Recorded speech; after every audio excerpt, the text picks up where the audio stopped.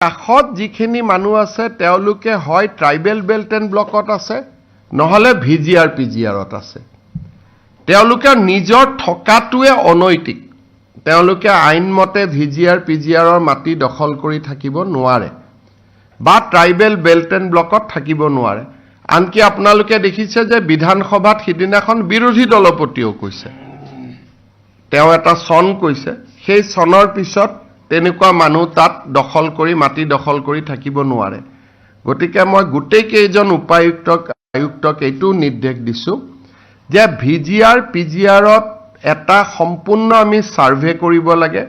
যিমান মানুহ যোন তিনিটা প্ৰজন্ম অসমত নাই, যোনে আইনমতে অসমীয়া মাটি পাব যোগ্য, তেওঁলোকক বাদ দি যিসকলে ভিজিআৰ পিজিআৰত বহি আছে আৰু যোন আমাৰ থলুৱা অসমীয়া মানুহ নহয়, খিলঞ্জীয়া জনজাতি মানুহ নহয়, খিলঞ্জীয়া OBC নহয়, ST নহয়, শিডিউল কাষ্ট নহয় বা আমাৰ থলুৱা অসমীয়া নহয় তিনিটা প্ৰজন্মৰ, মই গোটেই অসমৰ ভিজিআৰ পিজিআৰ আৰু ট্ৰাইবেল বেল্ট এণ্ড ব্লকত বিশেষকৈ সেনচিটিভ জাগাত, সংবেদনশীল জাগাত বহি থকা মানুহখিনিৰ এটা তালিকা বনাব কৈছো। পিছত আমি আইনৰ সহায় লৈ আমি যি ধৰণে আইনী ব্যৱস্থা ল'ব লাগে আমি ল'ব পাৰিম। কাষত যিখিনি মানুহ আছে তেওঁলোকে হয় ট্ৰাইবেল বেল্ট এণ্ড ব্লকত আছে নহলে ভিজিআৰ পিজিআৰত আছে।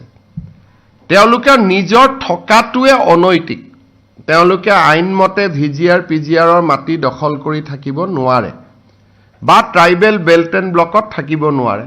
আনকি আপোনালোকে দেখিছে যে বিধানসভাত সিদিনাখন বিৰোধী দলপতিও কৈছে, তেওঁ এটা চন কৈছে, সেই চনৰ পিছত তেনেকুৱা মানুহ তাত দখল কৰি মাটি দখল কৰি থাকিব নোৱাৰে।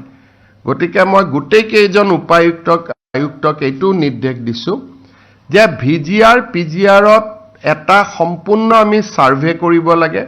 যিমান মানুহ যোন তিনিটা প্ৰজন্ম অসমত নাই, যোনে আইনমতে অসমীয়া মাটি পাব যোগ্য, তেওঁলোকক বাদ দি যিসকলে ভিজিআৰ পিজিআৰত বহি আছে আৰু যোন আমাৰ থলুৱা অসমীয়া মানুহ নহয়, খিলঞ্জীয়া জনজাতি মানুহ নহয়, খিলঞ্জীয়া OBC নহয়, ST নহয়, শিডিউল কাষ্ট নহয় বা আমাৰ থলুৱা অসমীয়া নহয় তিনিটা প্ৰজন্মৰ, মই গোটেই অসমৰ ভিজিআৰ পিজিআৰ আৰু ট্ৰাইবেল বেল্ট এণ্ড ব্লকত বিশেষকৈ সেনচিটিভ জাগাত, সংবেদনশীল জাগাত বহি থকা মানুহখিনিৰ এটা তালিকা বনাব কৈছো। পিছত আমি আইনৰ সহায় লৈ আমি যি ধৰণে আইনী ব্যৱস্থা ল'ব লাগে আমি ল'ব পাৰিম। কাষত যিখিনি মানুহ আছে তেওঁলোকে হয় ট্ৰাইবেল বেল্ট এণ্ড ব্লকত আছে নহলে ভিজিআৰ পিজিআৰত আছে।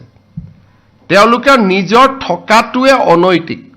তেওঁলোকে আইনমতে ভিজিআৰ পিজিআৰৰ মাটি দখল কৰি থাকিব নোৱাৰে বা ট্ৰাইবেল বেল্ট এণ্ড ব্লকত থাকিব নোৱাৰে। আনকি আপোনালোকে দেখিছে যে বিধানসভাত সিদিনাখন বিৰোধী দলপতিও কৈছে, তেওঁ এটা চন কৈছে, সেই চনৰ পিছত তেনেকুৱা মানুহ তাত দখল কৰি মাটি দখল কৰি থাকিব নোৱাৰে। গতিকে মই গোটেই কেইজন আয়ুক্তক এইটো নিৰ্দেশ দিছো যে ভিজিআৰ পিজিআৰত এটা সম্পূৰ্ণ আমি সাৰ্ভে কৰিব লাগে।